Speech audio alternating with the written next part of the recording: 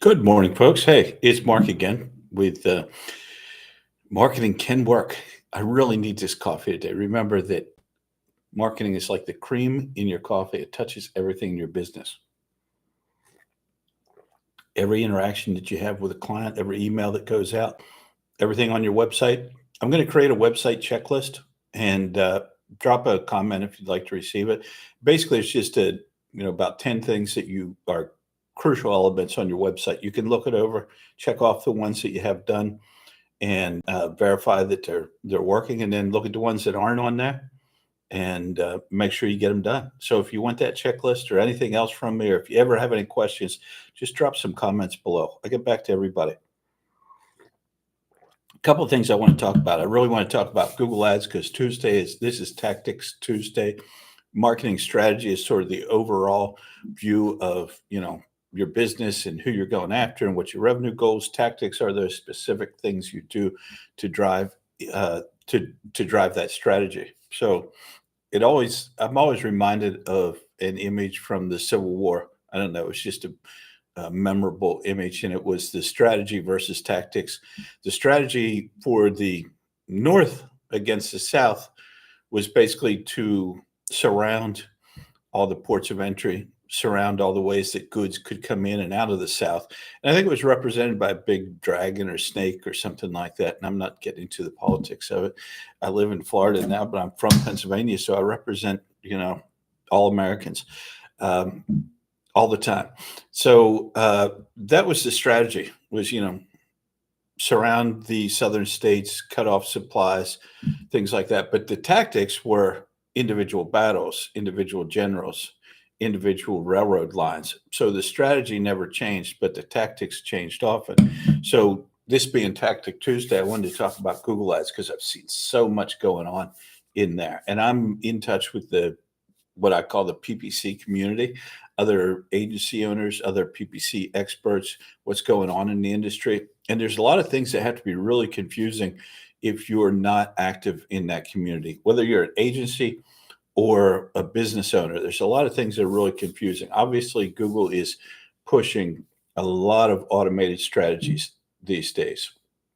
They're pushing, their performance max campaigns. They're limiting the different bid strategies that you can implement. And even if you implement the ones that are still available, they now have this. Yeah, I think it's got to be a marketing thing. Uh, they're now putting up messages inside your accounts that are saying it used to be limited by budget, which was often a little bit erroneous in itself because if you clicked on the recommended budget, it would say we recommend you double your budget and you'll get two more leads a month. Well, anyone with any sense would say, I don't want to, I'm spending 2,000 to get 20 leads. I don't want to spend 4,000 to get 22 leads. But you go in there and you take a look at it and you're like limited by budget. I must need to spend more. You may, but not necessarily just because Google put a little notification in your account there. So now what we've seen, and I've seen people referencing it in the PPC community, is limited by strategy. And I've seen it show up most often when you're using manual cost per click. Manual cost per click is basically when you tell Google exactly how much you're willing to pay keyword phrase by keyword phrase for a click. They don't like that because it doesn't take advantage of their automated bid strategies. Now, you could look at it one of two ways. You could take the benign, um, Google does no harm view and say, man, they know that their systems work better. They're really trying to encourage you to go, use their systems that deliver more leads. Or you could take the other view that many people have and say, Google's trying to push you into an automated strategy of their preference just by putting up a message in front of you. So some of the messages that they'll put in front of you are limited by strategy now, which is a new one. Limited by budget, which has always been there. Sometimes it's true. Sometimes it's not exactly true.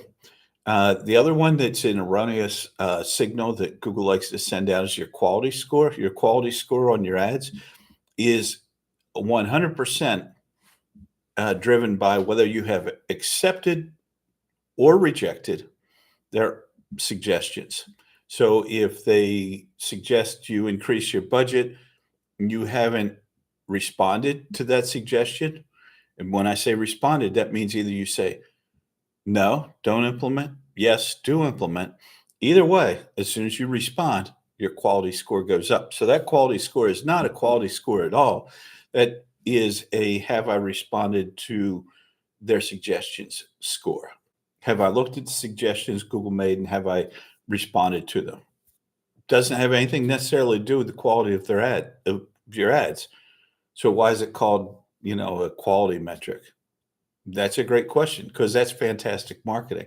What it encourages people to do, and I think what most people would think is, oh, if I apply these suggestions, my score goes up. I'm doing better. But what a lot of people don't know is if you don't apply those, you reject their suggestions, your score goes up.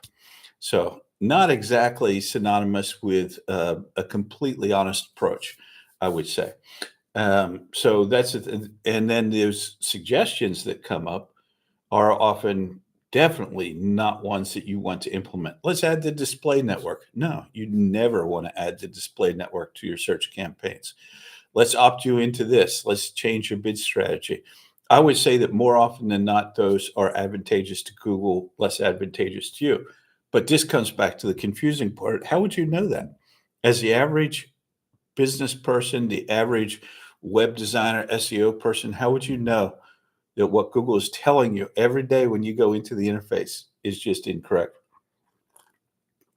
I've also noticed that almost anything, any change these days will send an automated bid strategy into learning mode, which means if I make a change on Monday, I'm going to be in learning mode Tuesday and Wednesday and maybe Thursday until Google comes out of learning mode and starts to apply fully the changes that we made. These can be simple changes. I've changed budgets by a little and it goes back into learning mode. I've changed max cost per click back into learning mode.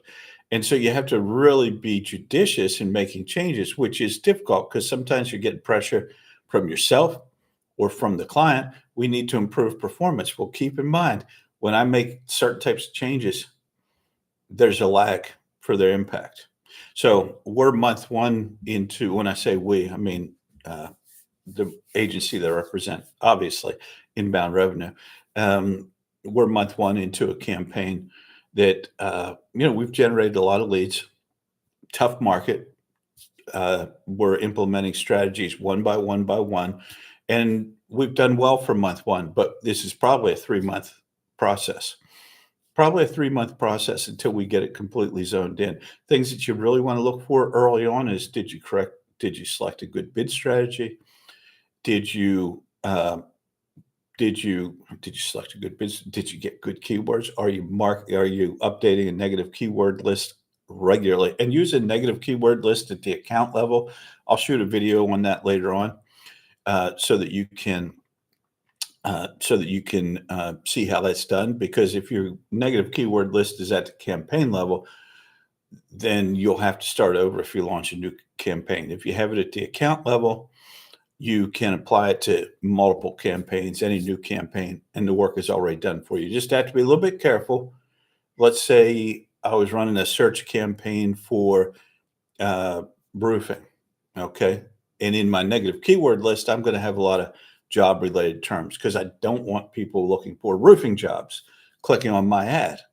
But let's say I want to run a search campaign because I need roofers. The market's tight. Roofers are scarce. So I run a roofing job search campaign. Don't apply that negative keyword list to it that has negative keywords for jobs and employment and things like that. So you have to be a little bit careful with them. You can create as many negative keyword lists as you want. So you can always create one for job related stuff, for those sorts of inquiries, apply it as necessary. But do it at the account level. It's going to be a lot easier for you to manage in the long run. So one of the things I've seen recently, and it's really hard to find, is Google wants to auto apply a lot of suggestions for you. So there's certain things that Google will automatically add to your campaigns, like uh, extensions is one, like conversions. I mean, crazy stuff that should never be added to your campaign that you don't want added. So you had to figure out how to go in and turn off auto applied suggestions. One other thing I want to talk about, because it's been asked a good bit, and that is, how do you get into the PPC world if you want to do this as for a living? Well, first of all, it might be like that one of those horror movies, Don't Go Down in the Basement. You might want to think twice about that choice, because it's definitely getting more complex all the time. Having said that, the fact that it's more complex makes the need for it even greater. We still see 90% of the campaigns that we look at are pretty much crap. So there's a lot of crap floating around out there, especially if the conversation with someone starts with, I talked to my Google rep and they helped me set this up.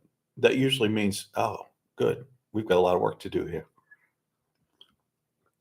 I would suggest, if you want to get into PPC, as in any specific marketing skill, you find someone on YouTube that has really good content. Watch their content. If they have really good content and they have, decent number of subscribers. You don't have to have millions of subscribers to have good content. But if they have really good content that resonates with you, that seems to be data driven, like if you do this, this happens, follow them. More often than not, they will have a course. I'll give you a great example. Go high level, follow Keaton. It's Keaton. You can find him that way on his website or on YouTube. Follow him. He's got training, he's got courses, he's got, I think, coaching and things like that. That's the best way, honestly, is to find someone on YouTube that's doing what you want to do, follow their content, and then, of course, practice, get an account, work free for somebody, represent yourself honestly. But the beautiful thing about digital marketing is people want people who know what they're doing, not people with a degree. Had this discussion with my waitress at the tapas restaurant last week. She wanted to get into marketing, and she's like, "What degree should I get?" I'm like, "YouTube. You should probably get a YouTube degree. That's where you should go, because that's where you're going to learn this stuff. By the time you get out of school, everything that you learned is going to be deprecated, and more likely than not, the teachers, professors aren't on the street every day working on things. Let's say you start a 3-year, 4-year degree in marketing.